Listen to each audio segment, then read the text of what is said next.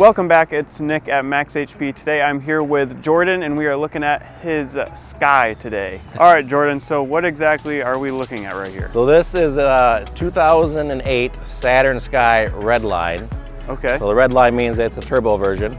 Okay, and with the Redline, how much power does that have? And then without the Redline, if one of these were base, what's the specs on that? So stock, these make 260 at the crank. Okay. And then if it was the non-Redline, it has a 2.4, which only makes 174 crank horsepower. Okay. But this one, I have a tune on it. I did myself with HP tuners. And at Cody Loveland's dyno back a few years ago in Traverse City or Buckley, it made 296 to the rear wheels and 353 torque. Wow. So we had to strap it down harder to the dyno because it kept spinning the tires on the dyno.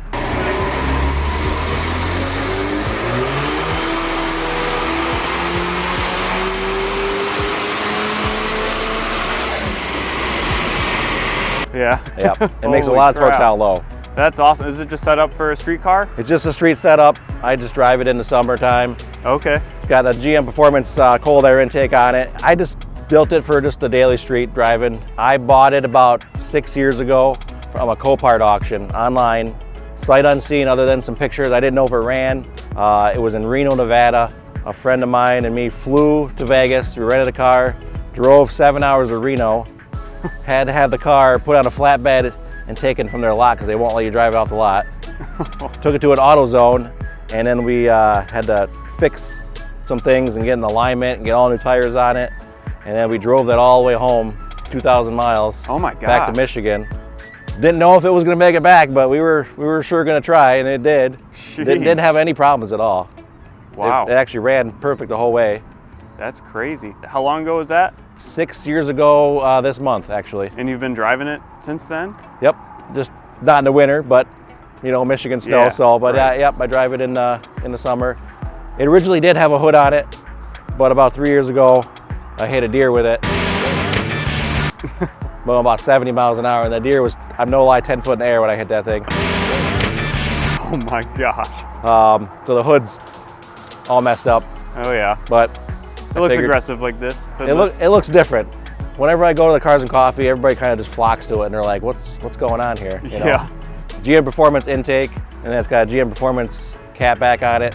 Okay. But I put different mufflers on it, and it's got a cat delete on it now. Blow-off valve sounds a lot louder with no hood on there. It's pretty nice. Okay. Yeah, I heard it off camera. That sounds super nice. So, is this the same as a Pontiac Solstice? Chassis, engine, transmission-wise, yes. The only thing different on the Solstice is the body. Okay. So interesting. Yep, and the interior is a little bit different. Basically, this is an Opel GT from Europe. Brought over, they just rebadged them and they made them here. It's an Opel chassis. Gotcha. What made you want to buy this particular car? So I'm a longtime Saturn enthusiast. Okay. I've actually owned over 130 Saturns. Oh my gosh. Just about every kind. I used to buy and sell them by the dozens, literally. I had a junkyard of Saturns at my mother's property behind her house that she finally made me get rid of. But I would buy them, the old S-Series. I used to have a 93 SC2 with pop-up headlights. Oh yeah. And I had a fully built motor, crawler rods, forged pistons, GT35 turbo. I ran a 1240 in the quarter mile with it. Oh my goodness. And that was conservative on some drag radios that were old. So if I would have put some slicks on it and really, I would have been in 11s with it. It was a fun car. This only weighs 2,900 pounds. Ooh, that's light. With the hood, but it's probably a little less now without the hood. Yeah. So this thing's light. Yeah. With as far as speeds and times, do you know any specs with this car? I've never ran it in quarter mile. When it was stock, before I tuned it, I ran it at the 8th mile here at the local track, and I ran an 8:53 in the 8th mile with it, and that was just a stock run. Okay. Yeah. Sweet. It's needed a clutch for a little while, so once I turned it up, it was actually slower because I was spinning the tires more and the clutch was slipping, so we got a new clutch to put in here pretty soon. Sweet, cool. I guess you just named one thing you're gonna do to it pretty soon, but I was gonna ask, do you have any future modifications you wanna do to this thing? I do want to do a tube style front bumper. Okay. Kind of like the Leroy style, you know? Yeah. I want to put a big chassis mount spoiler on it because it's just going to look amazing. And then we're going to do a dump off the turbo straight up right out the top. Oh, sweet. Yep. That's just, it might as well, there's no hood already there. Right. So we're going to do that. That'd be awesome. As far as cost of these cars, if someone wanted to buy a Sky, say even just stock or modified like this one, what's that going to cost somebody? A clean example of a Sky with lower miles, you can find them super low miles, 20,000, but I've seen them, you know, higher miles, 8, 9, 10,000. They're not that expensive. Okay. They only made 13,000 red lines with the 5-speed. There's not a lot of them out there. Wow. So it's kind of a rare car. Yeah, I mean, I don't see them very much. You don't see a lot of them. I tend to see more of the Solstices out there than the Skies. Definitely. But I think people know more about them too. Yeah, people will actually come to me and they'll ask me if it's a Solstice, and I'm like, no, this is a Sky. And they don't know, you know. They might not even know what a Sky is. They don't even know. Yeah. They've probably never seen one before. You're right, that's cool. The engine in this actually is the same 2-liter turbo that they put in the Cobalt SS, just rear-wheel drive. Interesting. It shares the rear end with the CTS-V, the first gen. Okay. Steering wheel straight out of a Cobalt. The backup light, I'm pretty sure, is out of like an Envoy. It's kind of strange. They call it the parts bin car. They kind of just all kinds of GM parts thrown together to make one car. Oh yeah, the Frankenstein. Yep, the chassis, actually the frame, if you were just to see just the chassis and the frame with no body on it, it looks identical to like a C5 Corvette underneath, just really miniaturized. Wow. It shares a lot of it, yep. Huh, that's really interesting. Well, I'm excited to take it for a spin. Shall we go for a drive? Yeah.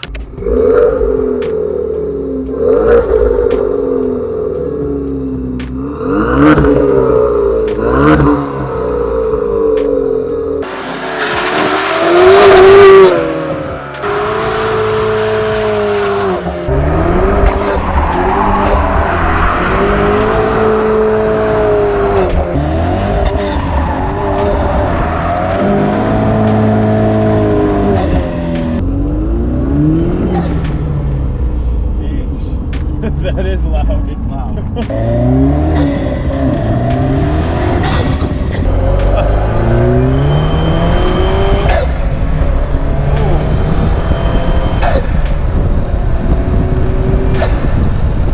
So with the hood on, it was a whole different sound? It muffled the blow off more, and you couldn't hear the turbo as much. Okay. Just because you're you know, it's all contained in there. It just sounds super aggressive the way it is. It's awesome. I love it. So is it pretty relatively easy to just throw the tune on this if you bought a stock one? Yes. So from the factory, this had a 2-bar map sensor on it, and then GM offered a stage 1 kit for this, which I think makes a 2.5-bar map sensor. Okay. I think. So if you didn't have that stage 1 tune, you have to get the upgraded map sensor, which you can buy right from GM. It's like $40. Holy crap. The tuning is pretty nice. I can boost by gear, boost by RPM. There's all kinds of really easy settings in there. That's pretty cool. You can just buy one of these and throw that on it, and it makes a big difference. Yeah, it does. It turns it into a whole different car.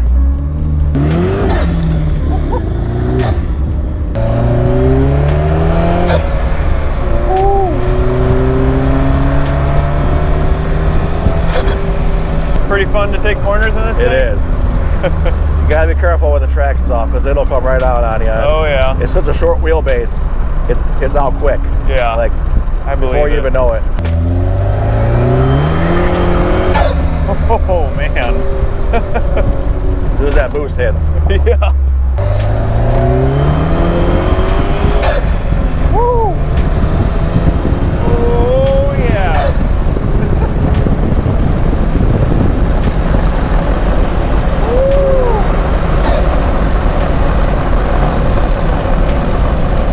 Wow. Are these turned into drift cars ever?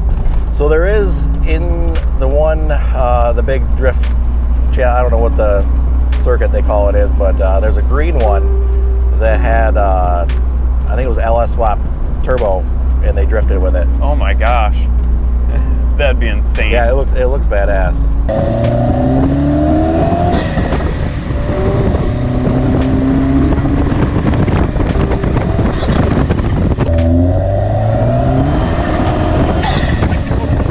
Be a fun little car to take on the track. I want to autocross with it. I've never. That'd be cool. They're good and lightweight, and they turn in real hard. Yeah.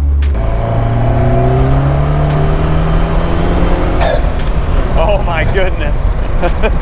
So you'd recommend this car to anybody that's thinking about buying one? If they're interested in a Sky, they're a fun car to drive. Even if you get a non-turbo one, Yeah. they just handle great. Factory Bilstein shocks on these.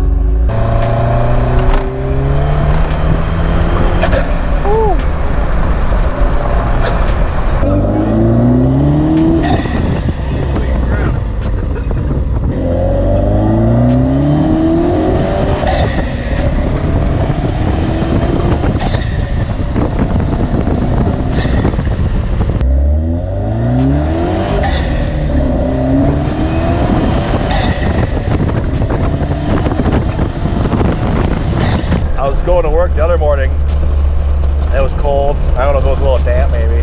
The third gear, I was going up this hill and I just rolled into it like half throttle and it kicked out on me and I wasn't expecting it to. It kind of scared me at first. I'm like, oh shit, wasn't ready for that. Yikes. Out of all my cars, this one's been the most reliable. And in Austin, I'll tell you the same thing. There's not a day that this thing doesn't get beat on to the red limiter, doesn't burn out, donut something. It Yeah. loves it.